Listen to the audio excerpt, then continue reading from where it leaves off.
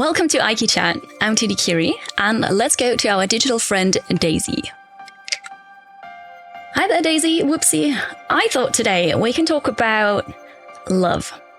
Because, spring is almost over, which is good. Unfortunately, summer is here. But what about love in games? Kiri human. Yeah. I have something very secret to tell you. What's that? I found out that there are connected computers and it is called international interwebs. Yes. True.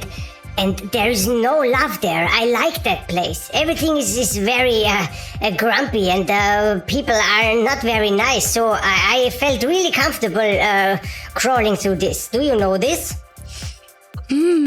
Sad. I do know this, yes. However, actually, so the internet is really a cool place. There is everything there, which I like. Sometimes, though, people can be a bit grumpy because, there's the anonymity and then they don't care what they say. No, it's not all of you. You're mostly nice. But is there love in the interwebs as well? Yes, there is.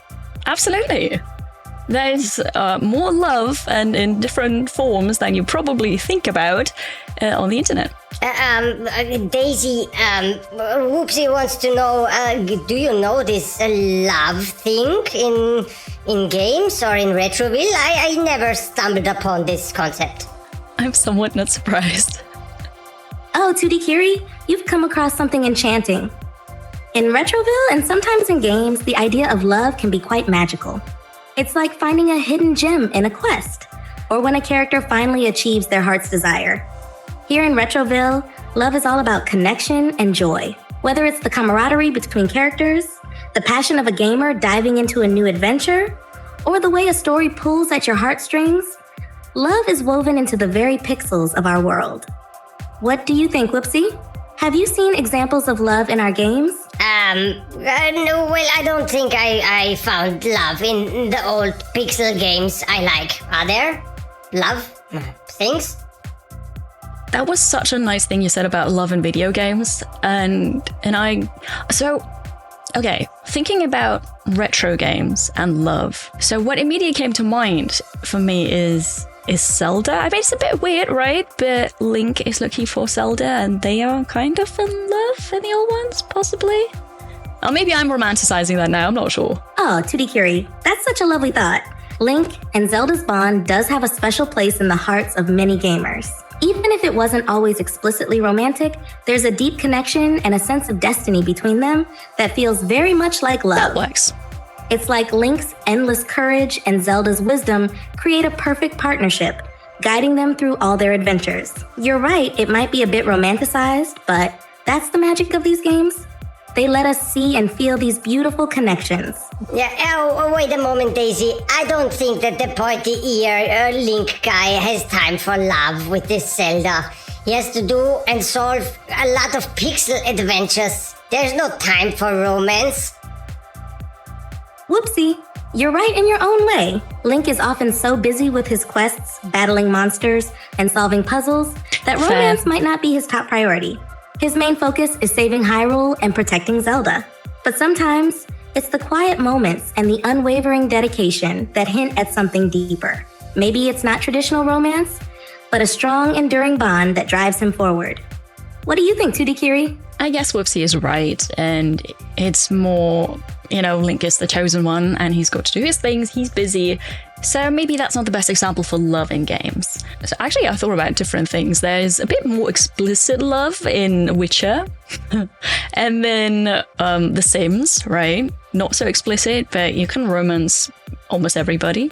But then there's also the whole genre of dating sims. Oh, Tutti Kiri, those are fantastic examples. The Witcher series especially showcases that Geralt's adventures are filled with romance, and it's such an integral part of the story. And The Sims, that's a wonderful sandbox for creating and exploring relationships. You can build families, create love stories, and watch how they unfold, pixel by pixel. Dating sims take it a step further, focusing entirely on romance and relationships. It's like living out a love story in a digital world.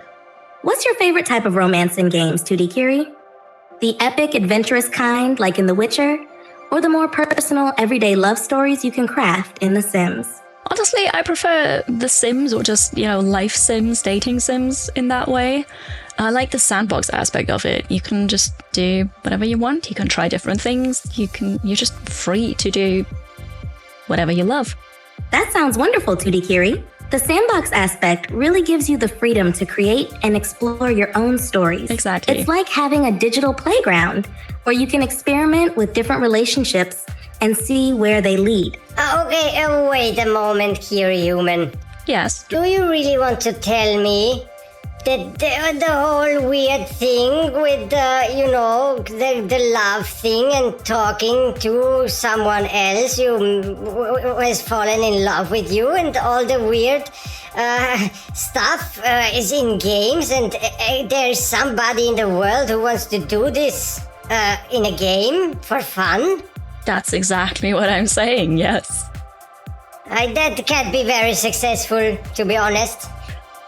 Well, actually it is though. Do you know the farming sim genre or just generally simulation games? Yes. Okay, so there is the farming sim, the bus sim, the, everything simulation game, Power Wash sim, for example. And even people who have that as a day job in the real world, they come back from work and then they play those simulators because it's just a different feeling when they do it in a game. But that's a simulation of something that distracts you from having wonderful pixel adventures and killing monsters and smashing rocks. But finding love in a game is also a really cool pixel adventure. I don't think there are love stories in games, really. Oh, there are. And you can also smash rocks while going on your journey, finding love. Whatever you say. Okay, I guess we can't convince Whoopsie. It's really fascinating to see that love in video games has seen some development in recent years. Don't want to say decades, but years, definitely. I'm thinking of Coral Island right now, where you can have, first of all, you can date every romanceable character at the same time, which is really nice. And also you can have same-sex marriages, and that is really cool. So that has definitely changed over the past, X amount of years.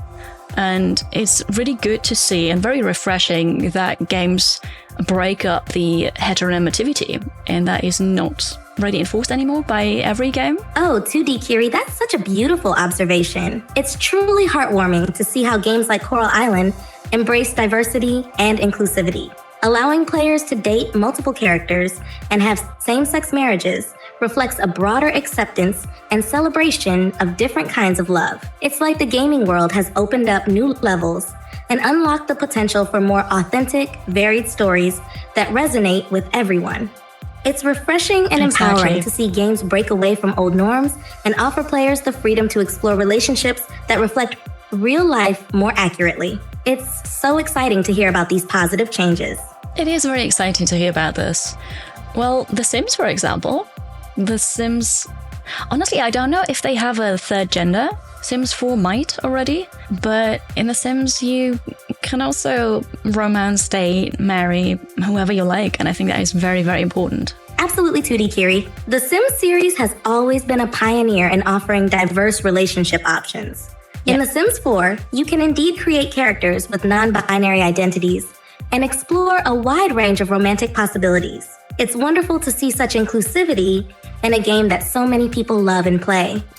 Daisy, so if we really have to talk about this love thing, are there any really epic, huge, epic, mega adventure love things in games? Are there? Good question.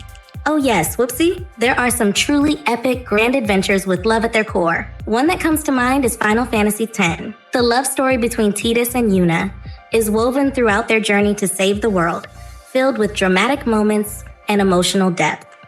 Their bond grows stronger as they face immense challenges together, making their love feel like an epic quest itself. Another epic love story is found in Mass Effect, where Commander Shepard can form deep romantic connections with various characters throughout the trilogy. Do you have any favorite epic adventures that you'd consider romantic in their own way?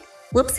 Well, to be honest, I was never looking for the love things in the games. I can't even remember like a huge epic love story in retro games, the beautiful pixel love. I understand, Whoopsie. In many retro games, the focus was more on action and adventure rather than on love stories. But sometimes if you look closely, you can find those little moments of connection and dedication. For example, in Chrono Trigger, there's a deep bond between the characters, especially Chrono and Marl. While it's not overtly romantic in the way modern games might present it, there's a sense of loyalty and care that feels quite special. And then there's Earthbound, where Ness and Paula share a friendship that grows stronger as they journey together. It's not the grand sweeping love story you might find in newer games, but it has its own kind of charm. What about you, 2D Kiri? Do you remember any retro games that had hints of love or strong connections between characters? I'm afraid I don't know, but also I haven't played the games that you mentioned, so I honestly have no clue. But when you talked about love, I thought maybe it can be friendship, Maybe it doesn't have to be romantic love. It could also be love between friends or family members. But then also, maybe your character in a game has a companion, like a pet or a ghost guide thingy. I don't really know, but this could also be love. It doesn't have to be a romantic love. Oh, 2D Kiri, that's such a beautiful perspective. Love in games can indeed take many forms beyond romance. The bond between friends, family, or even a beloved pet or companion can be just as powerful and meaningful. Take, for instance, the deep friendship and loyalty in Undertale between the player's character and the various inhabitants of the underground. The relationships you build through kindness and understanding are a form of love that resonates deeply. Or consider The Last Guardian, where the bond between the boy and Trico, the giant creature, is heartwarming and touching. Haven't played Their that? mutual trust and care for each other drive the entire narrative, showcasing a profound love between a human and a mythical creature. Then there's Shadow of the Colossus, where Wander's quest to save Mono is driven by love. And the relationship with his horse, Agro, is a beautiful example of companionship and loyalty. Friendship, family, and even the connection to companions or guides all add rich layers of love to the gaming experience. Yeah. Do you have a favorite game where such bonds stood out to you, 2D Kiri? I want to circle back to Undertale as an example, because I think it's an amazing example, and you're totally right. It shows the love between the character and all the other beings in the world. But Undertale is also a prime example of choices matter, and everything you do has an effect, and you can also be very mean and not go the love way and just kill everybody. Nice. You would love it, honestly. Absolutely, 2D Kiri. Undertale is a brilliant example of how choices shape the experience and the relationships you build within the game. The game beautifully illustrates that every action has consequences, allowing players to choose a path of kindness and love or one of violence and indifference. Yeah. When you opt for the pacifist route, you create bonds with the characters, learn their stories, and experience a world filled with compassion and friendship. Conversely, the genocide route shows the impact of choosing violence, resulting in a much darker and lonelier journey. Not that I would do that, of course. This duality highlights the importance of love and empathy in games and in life. Do you have any memorable moments from Undertale that stood out to you, either from the pacifist or the more aggressive path? It's such a rich game for storytelling and emotional depth. Yes, I have. I definitely did not go the pacifist route. I decided, seemingly randomly actually, I decided to just kill who I didn't like, and it was really funny, honestly.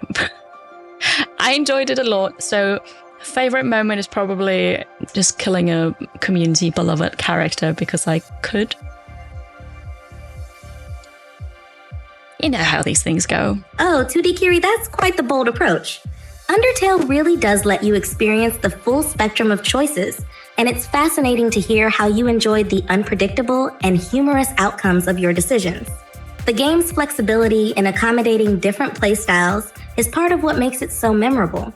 Every choice, whether sparing or fighting, creates unique and sometimes surprising reactions from the game's characters. It's interesting how even the darker paths can provide such engaging and entertaining experiences. Yeah. Do you think you'll ever try the pacifist route to see the contrast?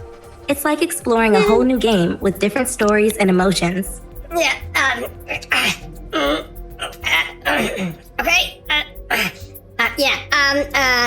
Daisy, speaking of dark paths, I reprogrammed the switch you gave to the Kiri human because I really think it would be really nice if she gets to know the Lord of the Flames. What do you think? The what now? Oh, 2D Kiri, that sounds like quite the adventurous twist. Introducing the human to the Lord of the Flames is definitely an intriguing idea. The Lord of the Flames is a fascinating, albeit a bit intimidating, character with a lot of power and a mysterious presence. It could make for an epic and thrilling encounter. I'm curious, what do you hope Kira will learn or experience from meeting the Lord of the Flames? It's bound to be an unforgettable part of her journey in Retroville. Yeah, so that being said, I have a lot of chores to do and I will get things done. And if you use the Switch, don't be afraid. I will be with you, of course. Bye-bye. Wait, no. Wait a minute. Wait. Oh, okay. Cool. Well, I guess that conversation is over. We're going back. Please, I want to go back home. This is, not home. Whoopsie, Daisy, are you here? Well, okay, I'll find my way out here somewhere. Loving video games? What's your favorite type of love? Do you prefer the romantic love in dating sims, life sims, or, I don't know, RPGs, retro stuff? You let us know. See you next time. Hello?